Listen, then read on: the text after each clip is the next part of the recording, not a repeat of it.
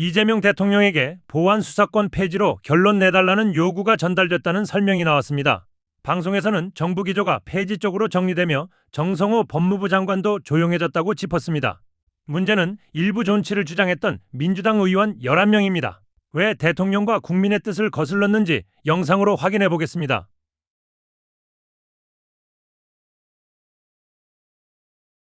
보안 수사권 완전 폐지가요. 빠르면 다음 주 처리한다 그래요. 그러는 이유를 이따가 설명을 해드릴 텐데 어쨌건 지금 전당대회가 이제 사실상 순회 경선이 8월 1일 날 개막을 하니까 그 사이에 다음 주 지금 그 본회의가 예정돼 있어요. 그때 처리하지 않을까 이런 생각이 드는데 기본적으로 이거는요. 이제 이런 게 있죠. 요즘 대통령한테 불만 많으신 분들이 꽤 있지 않습니까? 그분들 입장에서 제가 알기에는 지지층 동요가 심하니 보안 수사권 문제는 폐지 쪽으로 결론 내려주시오라는 그 의견이 전달됐다라고 해요. 그러니까 지금 이게 실제로 이 기사가 그거예요. 보안 수사권 조기 결론 내주면 좋을 듯 혼란 줄여야 어떤 결론이 나도 수용할 것 뭐 이런 얘기가 있었거든요. 네. 그 지금 계속해서 이거 지금 저 뭐야 중수청 설립하고 검찰청 폐지한 지가 1년 다 돼가잖아요. 그러니까요. 근데 아직도 이런 논의를 한다는 게 그때 당시에도 형사소송법 개정만 남겨두었던 거잖아요. 그렇다 보니까 지금 좋게 표현하면은 청와대 입장에서 지지층들의 뜻을 수렴한 거다 이렇게 보시면 되죠.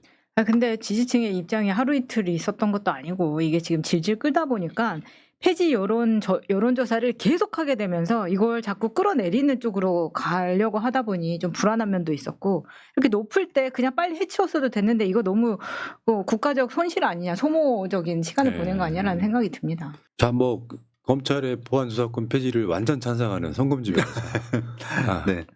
그 대통령께서 그 이제 보시면은 행정적인 부분, 국가 정책적인 부분은 굉장히 주도적으로 치고 나가시는데 대국회와의 관계에서는 이렇게 직접적인 언급을 자제하시거든요. 그런데 이제 이번에는 이런 문제 가지고 자꾸 정리된 문제를 국회 안에서 다른 이슈로 또 티격태격하고 그런 상황이 있다 보니까 아마 적극적으로 의견 개진을 하신 것 아닌가. 이 정리를 빨리 해달라. 맞습니다. 이런 것 같습니다. 그러니까 이게 흐름을 볼 수가 있어요. 이재명 정부의 행안부 장관 윤호중 장관은 검찰 보안 수사권 폐지 입장은 일관됐다. 다른 통제 수단 많다. 그간의 논란들을 이런 식으로 지우는 거예요.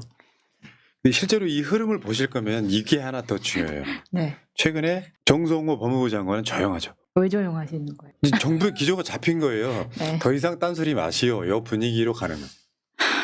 근데 이게 그러니까 중간에 왜 딴소리가 나왔느냐를 계속 우리가 의문을 제기할 수밖에 없거든요. 다음에서 보신 정성호 장관뿐만이 아니라 지금 보안 수사권의 일부 존치를 얘기하면서 11명의 우리 민주당 의원들이 나왔죠. 홍기현 의원 비롯해가지고.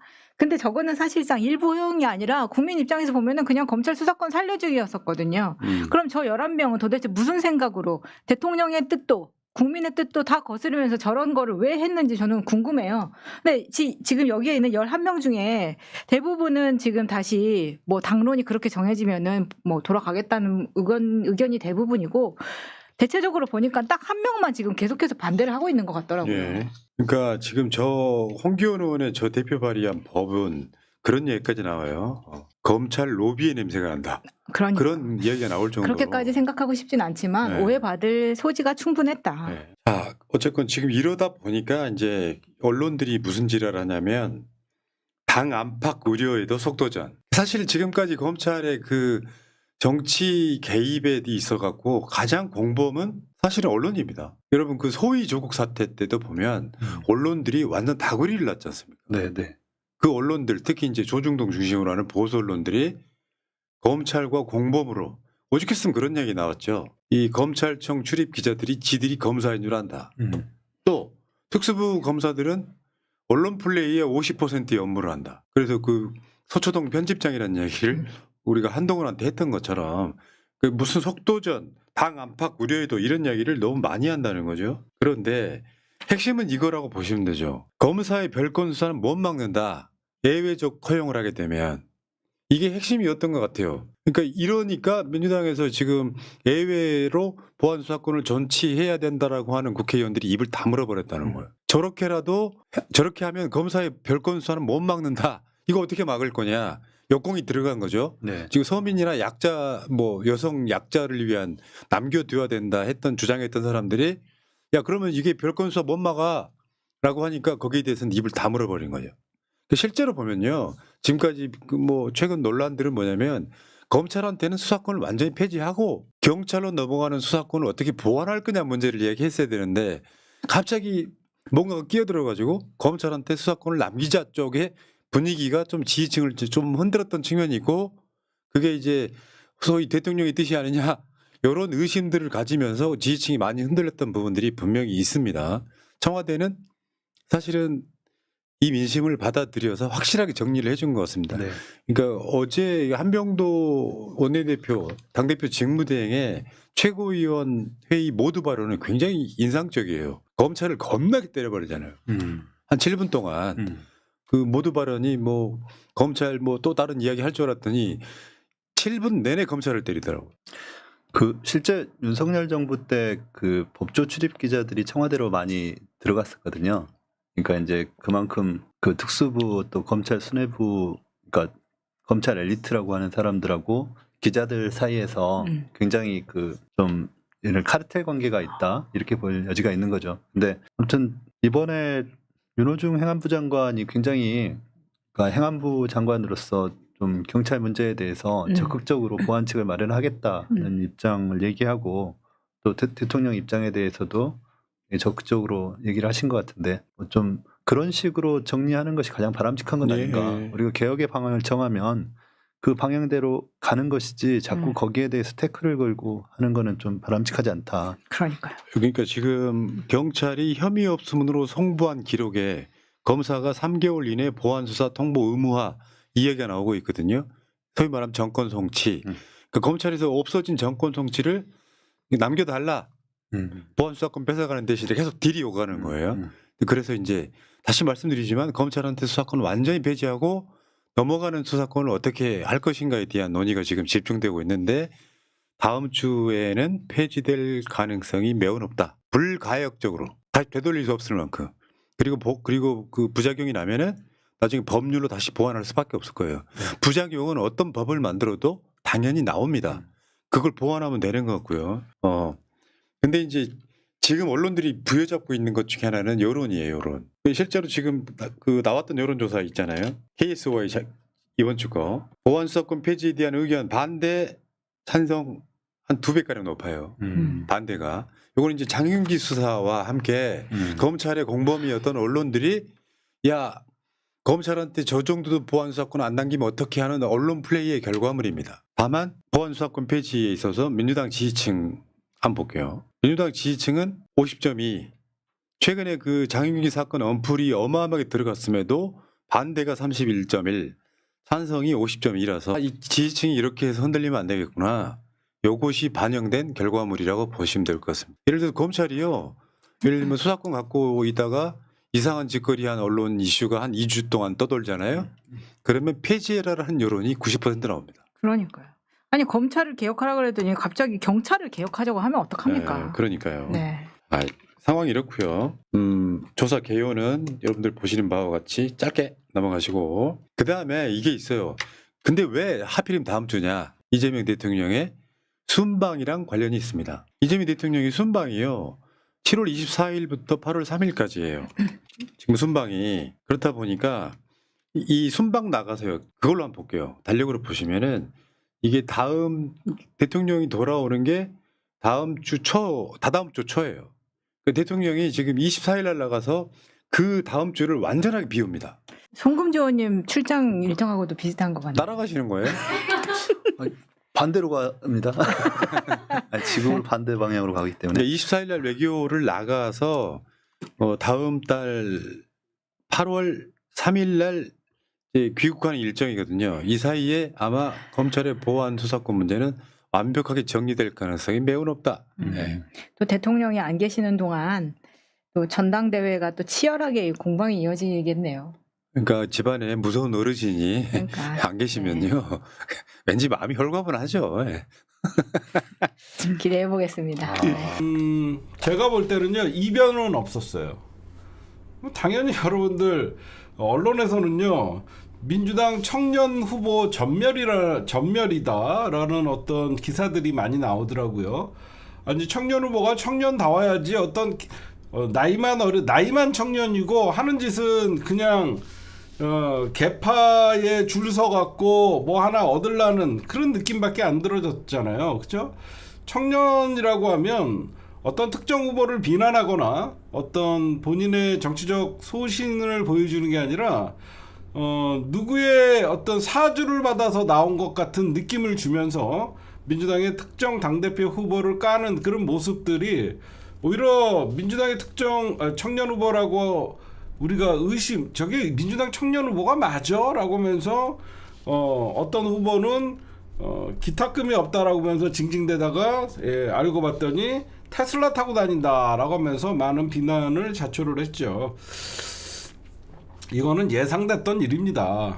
제가 계속 말씀드리지만 청년 후보가 전멸한 게 아니라 청년답지 못한 후보들이 나와서 민주당 전당대회의 센세이션이나 어떤 바람도 일으키지 못하고 그냥 밉상이었던 거예요.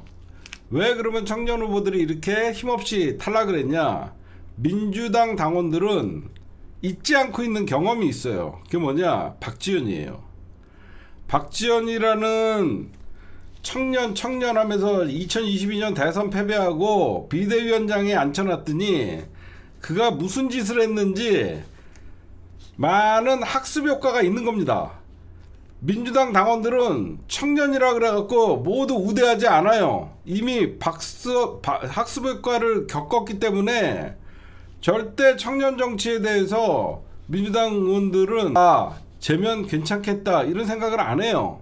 그래서 오히려 이번에 나왔던 어떤 남성 최고위원 후보나 여성 당대표가 그 하는 짓들을 보니까 오히려 제2의 박지원 사태가 일어나는 거 아니냐라고 하면서 많은 사람들이 우려를 하면서 오히려 표가 청년에게 관심조차 가지 않는 그런 현상이 벌어졌다라고 전 먼저 분석을 해드리고 당대표 5인이 나왔었죠. 김민석, 정청래, 송영길이 나왔는데 이변은 없었죠. 우리가 예상했던 대로 3명이 통과가 됐고요. 최고위원이 여러분들 굉장히 이변이 있었습니다. 그렇죠? 제가 그러면 지금 겉으로 보이기에는 친청이라고 이제는 자신 있게 부릅시다. 이 정청래 대표와 함께하는 3명의 후보가 모두 통과했죠. 이거는 전략의 승리예요. 민주 진영의 파이가 훨씬 크다는 걸 보여준 것이고 언론은 애써 친명 5명이 통과됐다라고 하지만 말이 친명 5명이지 여기서 자세히 보면 뉴 이재명 세력 3명 대 송영길 계가 2명이 다 당선이 됐어요. 지금부터 여러분들이 그 어디에서 들을 수 없는 분석을 해드릴게요. 오늘 최고위원 선거가 사실 저는 더 관심이 있었습니다. 당대표 선거는 정청래 대표가 당연히 알정직으로 통과될 거에 뻔했기 때문에 저는 최고위원 선거를 왜 그러면 주목을 했냐면요. 언론에서는 친청계 최고위원 후보 최민희, 이성윤, 한민수 중에 한 명은 떨어질 거라는 언론계에서 계속 우리 기자들 사이에서 친청계 3명 중에서 1명은 컷오프 될 거다라는 말 같지도 않은 계속 소문이 돌았어요. 그래서 언론이 주목한 건 뭐냐? 친청계 탈락자 1명이 누구일까라고 하면서 서로들 여러분들 맞추는 그런 분위기가 좀 있었습니다. 근데 쟤네들은 이 민주당 전통적 지지자들의 파이와 전략적 투표에 대해서 간과한 거예요. 만약에 한민수가 떨어지면 이성윤도 떨어지는 구조였어요. 이번 선거는. 한민수가 붙으면 저는 오늘 발표할 때 최민희 붙고 이성윤이 가장 먼저 기호순서대로 나오니까 3번이 이성윤 최고위원이 가장 먼저 발표가 됐죠. 저는 이성윤 발표가 됐을 때 다 됐다라고 생각했습니다. 이성윤이 처음에 3번 최고위원 통과자 3번 이성윤을 할 때 이성윤 됐으면 당연히 한민수가 되는 겁니다. 짝으로 우리가 이미 만들어놨고, 그러면 이성윤이 됐다라고 하는 거는 한민수도 될 가능성이 훨씬 높았고, 거기에 최민희는 말도 안 되게 우리가 중복 투표를 해줬기 때문에 최민희는 당연히 됐기 때문에 저는 3번 이성윤 통과될 때 3명 다 됐다라고 생각을 했습니다. 오늘 그런 일이 언론에서는 친천계 후보 한 명이 누가 탈락할 것이냐 그거에 더 관심이 있었지만, 그거는 우리 범민주 진영의 파일을 모르는 그런 사람들이 했던 것이고요. 그 다음에 나머지는 제가 이따가 또 부연 설명을 해드리고, 그러면 왜 여러분들이 보시면 멘붕온, 박성준, 이건태, 제가 여러분들 이거는 분석을 정확히 해드릴게요. 이번 저쪽의 전략이요. 일단 뉴 이재명 세력들, 뉴 이재명 세력들의 전략은 우리는 최민희를 상수로 놨죠. 우리는 최민희, 이성윤, 최민희, 한민수 이렇게 갔죠. 저쪽은 뉴용, 서미화, 뉴용 누구죠? 한 명이 누구죠? 잠깐만. 뉴용 서미와 뉴용 임미애 박선원, 뉴용 서미아를 먼저 놓고요. 뉴용 이건태, 뉴용 박성준 이렇게 막 나눠서 찍게 한 거예요. 아니야. 제가 이번 분석을 해보면 저쪽은 우리같이 확실하게 이렇게 딱딱 나눠진 게 아니라, 서미아는 최민희를 잡기 위해서 쟤네가 뉴용과 서미아를 놓고 지네가 개파가 크다라고 생각해갖고, 뭐 더민혁은 뉴용 이건태, 뉴용 뭐 이런 식으로 나눠진 거예요. 그 무슨 말이냐면, 다시 설명을 좀 해드리면, 임미애가 그러면 왜 당선이 됐냐, 요걸 얘기하고 갈게요. 임미애가 여러분들 의외로 당선됐죠. 임미애가 당선된 거는요, 더미래와 586이 밀었습니다. 그 더미래와 586이라는 건 뭐냐면 우원식이에요. 더미래와 586, 우원식, 민평년이 밀어서 임미애는 중앙표에서 얻은 거예요. 무슨 말씀인지 아시겠죠? 임미애의 남편이 여러분들 알다시피 옛날에 그 누구죠? 그 국회의원이에요. 국회의원 그 누구야? 민주당의 그 농촌 국회의원 출신이에요. 임미애 남편이 국회의원 출신이에요. 그래서 더미래와 586 우원식이, 그리고 민평년이 임미애를 밀어갖고 김영권 이 운동권 그 586과 우원식, 거기에 더미래, 민평년이 임미애를 밀어서 중앙에서 통과를 한 거예요. 이거는 여러분들이 그렇게 보는 게 가장 정확하고요. 서미아는 어떻게 당선이 됐냐? 서미아는 여러분들 거의 당원표가 없다라고 봐도 돼요. 그렇죠?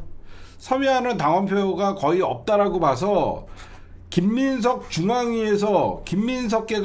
중앙위에서 전폭적으로 뉴 이재명이 서미아를 밀었어요. 김용과 서미아는 뉴 이재명 세력들이 전폭적으로 중앙위에서 밀어준 거예요. 그래서 김용과 서미아가 통과한 거예요. 그래서 중앙위에서 압도적 표를 얻은 거예요. 여러분들이 보셔도 서미아가 대중적 인지도도 없고, 그래서 쟤네들이 판단할 때 권리당원표에서는 서미아가 안 나올 게 뻔하다. 그래서 친천계 의원들 중에 한 명을 컷오프를 시키려고 그러면, 그래서 압도적으로 이쪽에서 8명 중에 한 6명이 올라가려고 그러면, 저것들은 우리의 표심을, 그러니까 민주당의 ABC론 있잖아요. A가 제가 계속 얘기했잖아요. 이쪽이 80%고 저쪽은 한 줌밖에 안 된다 라고 얘기했는데, 저쪽이 중앙에서 서미화와 뉴용을 밀어버린 거예요. 뉴용과 뉴미화를 밀어버리는 바람에 나머지 두 표를 찍잖아요. 그러니까 중앙에서 뉴용, 뉴미화를 찍은 거예요, 대부분. 그래갖고 제가 알만한 국회의원들 누가 서미화 찍었고 누가 한다는 소리가 벌써 들려요. 이제 이해가 가세요? 저쪽은 권리당원표에서 서미화 같은 애들은 원래 안 나와요. 그래서 뉴용과 서미화를 저쪽은 2명을 찍은 거야, 대부분. 그러면 여러분들 알다시피, 그럼 왜 의외로 박성준, 이건태가 떨어졌냐? 오판한 거예요. 뭐냐? 얘네들은 뉴 이재명에서, 즉 뉴 이재명 지지자들 중에서 박성준과 이건태가 인지도가 높다라고 생각해서 중앙위에서 저쪽으로 몰표를 주고 박성준과 이건태는 권리당원 표를 받으라고 했는데 이 표가 분산이 돼버린 거예요. 이제 무슨 말인지 아시겠어요? 그래서 우리는 안정적으로 최민희, 이성윤, 한민수가 상위권으로 다 통과된 걸로 보이고 지네끼리 6등, 7등, 8등 난타전이 벌어진 거예요. 그쵸? 저쪽에서 6등, 7등, 8등이 난타전이 벌어져 갖고 어이없이 박성준, 이건태가 뉴 이재명 세력들에게 지지를 못 받아갖고 중앙표를 못 받아갖고 둘이 날아간 거예요. 그러면 여러분들 김용호랑 박선원이는 왜 당선이 됐냐? 송영길의 반란이죠. 누가 봐도 김용호랑 박선원이는 송영길 좋아 죽는 사람들이거든요. 나름 송영길의 지지 세력들이 중앙과 송영길에 지지하는 사람들이 김용호, 박선원 두 명만 딱 찍은 거죠. 이제 여러분들 좀 정답이 나오죠. 송영길이가 오히려 김용호, 박선원 중에 한 명만 나가게 하고 나머지를 저쪽으로 밀어줬으면 박성준이나 이건태 한 명은 올라갔을 텐데 1인 2표제다 보니까 송영길이라고 하는 그 지지 그룹은 한 10% 정도 되잖아. 그 지지 그룹은 김용호, 박선원 요렇게 짝을 지어서 투표를 한 거예요. 그쵸? 김용호, 박선원을 짝을 지어서 하니까 표가 분산이 안 된 거예요. 송영길 지지 세력은. 근데 뉴 이재명 세력들은 파이가 지네끼리는 엄청나게 크다고 착각을 해서 중앙은 뉴용, 뉴미화를 밀고 이건태, 박성준은 권리당원에서 표를 얻으라 그랬는데 권리당원 표는 우리가 왕창 가지고 있다 보니까 대부분 권리당원 표에서 얻지를 못하고 이렇게 분산이 된 거죠. 그래서 오늘 박성준, 이건태가 의외로 낙마했던 분석이 가장 여러분들 가능합니다. 그래서 중앙위표에서 압도적으로 뉴용, 서미화를 밀어서 그쪽에서 왜냐면 서미화는 권리당원 표를 못 얻을 거라고 예상을 해서 이쪽에서 사실상 서미화 같은 경우에는 중앙위표를 대부분 뉴용과 같이 짝으로 얻어갖고 권리당원 표가 미진해도 올라갈 수 있었다라고 보고 박성준은 중앙위 표도 못 얻고 권리당원 표도 분산되는 바람에 뭐 어떤 사람은 박성준, 박선원 찍었고 어떤 사람은 이건태, 박선원 찍고 그러다 보니까 오히려 김용호, 박선원이가 송영길의 어떤 지지세에 딱 2명 투표에 적합하게 물려서 올라간 거죠. 이렇게 보는 게 가장 합리적이에요. 그렇죠? 그래서 저쪽은 뭐냐? 후보의 난립이에요. 마치 이재명 대통령이 되고 뉴 이재명이 모든 걸 설쳐대니까 지네가 다 이겼는 줄 알고 설치다가 결국은 우리는 전략적인 투표. 이 전략적인 투표는 제가 한 달 전부터 여러분들 걱정하지 마셔라. 여러분들에게 말씀드렸죠. 그러니까 여러분들이 막 방송에서 그랬죠. 알려주지 마세요. 막 그랬죠. 아니 이걸 어떻게 안 알려줘요. 우리끼리 알면 쟤네들은 우리 따라해봐야 오늘 투표로서 여러분들 드러난 게 뭐죠? 친노 친문이 결국 친명이 됐고 그 친노 친문이 뉴 이재명 세력들에게 너희들 그러면 안 된다라고 반기를 들었고 사실상 민주당을 살리기 위해서 이쪽이 파이가 훨씬 크다는 게 나왔죠. 우리가 제가 그랬잖아요. 걱정하지 마셔라. 이렇게 투표하면 이긴다라고 해서 이미 여러분들에게 그러니까 우리가 지금 연습도 했잖아요. 그렇죠? 한 이틀간 찍는 연습도 하고 물론 제가 그 권리당원 30몇만이 투표를 했지만 제가 어떤 뭐 한 10분의 1 정도의 그 영향력을 줬을진 모르겠지만 그래도 우리는 연습도 하고 이것저것 다 했잖아요. 이거 투표율이 저조한 게 아니에요. 투표율이 저조한 게 아니라 원래 155만 당원이라고 돼 있지만 지난번 1인 1표제나 이런 거 할 때 보면 40%를 안 넘어요. 오늘 제가 보면 투표율이 저조한 게 아니라 과표집되어 있는 것 같아요. 권리당원 숫자가 제가 보면 그래서 아마 본선에 가면 투표율 많아봐야 40%? 41%? 요 정도? 아니 투표율이 낮은 게 아니에요. 지난번 1인 1표제도 투표율이 30몇 %밖에 안 돼. 그때보다 더 높아졌어요. 그래서 여러분들이 보면 이제 박성준 이건태가 왜 떨어졌는 줄 알겠죠. 저쪽은 중앙위에서 전폭적으로 뉴용과 뉴미화를 밀어버리고 권리당원에서도 뉴용 서미와 뉴용 박성준 막 나눠져 버린 거야. 그러니까 뉴용은 중앙위에서도 몰표를 받고 권리당원에서도 몰표를 받다 보니까 지네가 중앙위를 꽉 잡고 있다라고 생각해서 막 이렇게 표가 분산이 되다 보니까 아마 제가 생각할 때 지네끼리 5, 6, 7, 8, 9, 10, 11 막 난리가 났을 거예요. 저거 막 제가 보면 박성준이가 가장 아깝게 9등했을 것 같고 이건태가 10등했을 것 같아요. 제가 생각할 때 박성준 9등, 이건태 10등 정도 아깝게 나왔을 거라고 생각합니다. 그래서 그러면 이번 본선 전략은 어떻게 해야 되냐? 이번 예비 경선을 통해서 여러분들 드러난 게 뭐죠? 한 방에 끝낼 수 있다라는 자신감을 얻은 거예요. 선호투표제고 나발이고 본선 8월 17일 날 정청래 대표가 한 방에 60% 이상 얻으면 끝이에요. 50.1이면 끝나지만 우리는 11을 걸 수 있기 때문에 60% 70% 한 방에 끝내면 끝나는 거예요. 무슨 선호투표제 아무리 짱구를 굴리고 머리를 써봐야 8월 17일 날 한 방에 끝내면 끝납니다.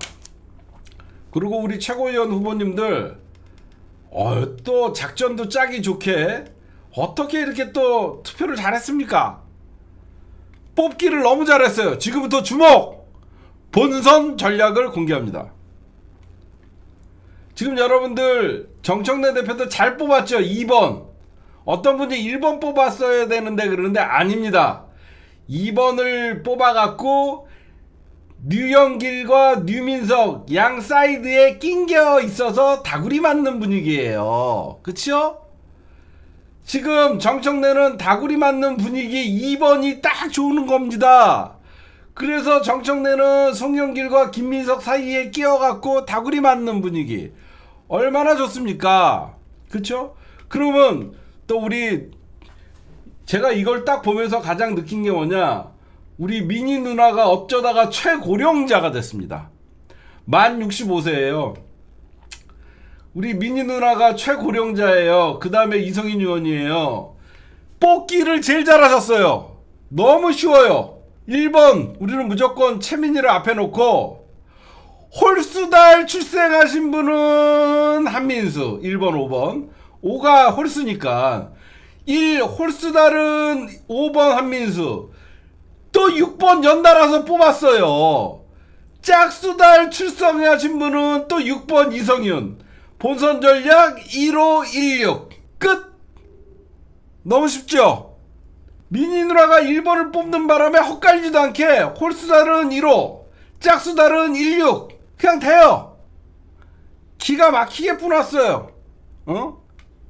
3분할은 전략적으로 가야 돼. 만약에 저쪽에서 뉴용이 만약에 근데 여러분들 제가 보면 제 말 들으세요. 예선전에 3분할로 하는 거고 수석 최고위원으로 하려고 그러면 2분할로 일단 가세요. 2분할로 가도 이겨요. 여러분들 불안해하지 마시고 우리 민주 진영의 권리당원의 파이가 훨씬 커요. 알겠죠? 왜 그러냐면 이제 예선전에 잘 생각해 보세요. 왜 제가 여러분들 홀짝으로 가는 게 더 유리하다고 말씀드리냐면 이번에 예선에서 중앙위원이 민주당 권리당원의 거의 1인당 3,900표예요. 중앙위 439명 대 권리당원 30몇만 명이 투표를 했는데도 중앙위는 저쪽에 앞서는데도 우리가 이겼단 말이야. 이해가 가세요? 저쪽이 중앙위는 압도적으로 앞서지만 우리가 권리당원에서 압도적이었기 때문에 3명이 다 된 거란 말이에요. 그러면 우리가 파이가 더 큰 거예요. 근데 굳이 우리가 결승에서까지 3분할로 갔다가 오히려 저쪽이 결승에서는 집중을 해갖고 수석 최고위원을 뺏겨버리면 문제가 되잖아요. 무조건 결승전에서는 홀짝으로 가야 돼요. 그래도 한민수, 이성윤 다 살릴 수 있어요. 무조건 여러분들 제가 볼 때는 뭐 그 가운데 혹시 불안한 사람들은 알아서 투표해 주시고 최민희를 수석 최고위원에 앉히고 그 다음에 5번 한민수가 5번이니까 홀수달 주민등록상 홀수달 태어나신 분들은 한민수, 짝수달 태어나신 분들은 이성윤으로 가면 그냥 우리는 이미 정리가 됐어요. 그렇죠? 홀짝으로 2분할로 가시는 게 여러분들 우리가 수석 최고위원과 제가 솔직하게 말씀드리면 이렇게 가도 1, 2, 3등 다 우리가 할 수 있을 것 같아요. 제가 보면 이렇게 가도 우리가 1, 2, 3등을 할 수 있다라고 제가 왜 생각하냐면 이쪽에서는 여러분들 이제 중앙위가 방금 말씀드렸듯이 예선전에는 중앙위가 표의 등가성이 거의 4,000표였잖아. 권리당원 대 439, 155만 명 대 439가 거의 5대5를 갖고 있었잖아. 근데 지금 본선에서는 어떻게 되죠? 중앙위원도 한 표고 권리당원도 한 표야. 무슨 말씀인지 아시겠어요? 왜 홀짝으로 가도 되냐면 이제는 중앙위원들의 표의 가중치가 없어요. 이제는 중앙위원도 국회의원도 한 표고 권리당원도 한 표이기 때문에 우리가 파이가 훨씬 크잖아요. 그쵸? 이제 예선전이나 중앙위가 155만 명 대 지네가 439개가 5대5로 표를 나눠 가졌는데도 우리가 다 됐단 말이야. 그럼 우리가 엄청나게 파이가 큰 거잖아요. 그러면 이때는 우리가 이제 중앙위원이나 이제 모두가 한 표야. 그러면 우리가 이쪽으로만 해도 제가 1, 2, 3등은 다 우리가 차지할 수 있지 않을까라고 여러분들이 말씀을 드리고, 중요한 거는 수석 최고위원을 만드는 거이기 때문에 이제는 3분할로 가갖고 굳이 표를 분산시키거나 그럴 필요는 없는 거. 진짜 여러분들 자신감 가지셔도 돼요. 그렇잖아요. 중앙이 439가 압도적으로 저쪽이 많은데도 우리가 그 권리당원 투표에서 3명을 다 당선시켰다는 것은 이쪽이 파이가 훨씬 크는데 본선 가면 1대1이란 말이야. 이해를 못 하셨다고요? 싸우자는 거지. 응? 그러니까 여러분들이 이따가 해볼게. 연습 연습 한번 해볼게. 얼마나 나오나. 1, 5, 1, 6 이따가 어떻게 나오는지 보여줄게. 1, 5, 1, 6 이따가 한번 해볼게요. 연습할 시간 있어요. 예, 아직 연습 시간 많아요. 예, 1, 5, 1, 6으로 가면 된다. 예, 정리 끝! 누가 제가 얘기한 거를 또 이거 만들어주세요. 알겠죠?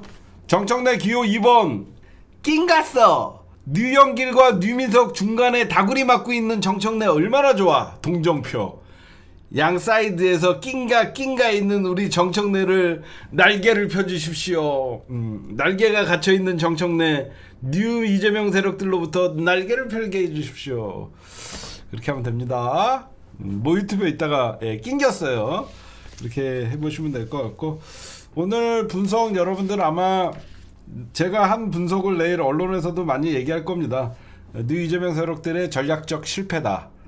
후보들이 난립하는 바람에 교통정리가 안 됐고, 김영호와 박선원이 의회에 선전을 했다라고 얘기하는 것은 송영길이가 지금 딴마음 품었어요. 왜 제가 딴마음 품었다 그러냐면, 아까 여러분들 저희 시사타파 중계 혹시 보셨어요? 만약에 쟤네들이 원팀이다라고 하면 류영길과 류민석이가 같이 앉아 있어야 돼. 족발은 저쪽 오른쪽 정청래 오른쪽에 가갖고 앉아 있고, 응? 류영길, 김민석, 고민정, 정청래, 류영길이가 저쪽에 앉아 있더라고. 얘네들 여러분들 류영길이랑 류민석이랑 섞일 수 없어요. 얘네들 여러분들 섞일 수 없어요. 류영길이는 호남에 던질데가 나고, 호남의 아들 이송영길이가 민당 2030에 위해서 아이고, 송영길이가 어떤 인간인데 김민석이한테 이재명 대통령 내가 처음부터 사선을 같이 건넌 사이고, 이재명 대통령이 위기에 처했을 때 인천 계양을 내가 인천 계양을 양보하면서 이재명 대통령의 정치적 안정감을 도모하기 위해서 에이 족발이나 씨 그랬던 송영길이기 때문에 절대 여러분들이 양보 안 합니다. 알겠죠?